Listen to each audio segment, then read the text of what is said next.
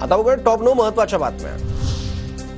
काँग्रेसचे जितेश अंतापूरकर यांचा आमदारकीचा राजीनामा, अंतापूरकर भाजपमध्ये जाण्याची शक्यता, सूत्रांची माहिती। आज दिल्लीत शरद पवारांच्या सुरक्षेबाबत आढावा बैठक, गृह खात्याचे वरिष्ठ अधिकारी शरद पवारांशी चर्चा करणार। कोल्हापुरात गोकुळ दूध संघाची आज वार्षिक सर्वसाधारण सभा, सत्ताधारी विरोधकांमध्ये सोशल मीडियावरून आरोप प्रत्यारोप सुरू।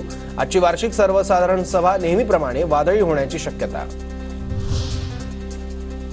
आमदार संतोष बांगर यांची आरटीओ अधिकाऱ्याला शिवीगाळ, आमदार संतोष बांगर यांची ऑडिओ क्लिप व्हायरल, गाडी पकडल्यानं आमदार बांगर यांची शिवीगाळ।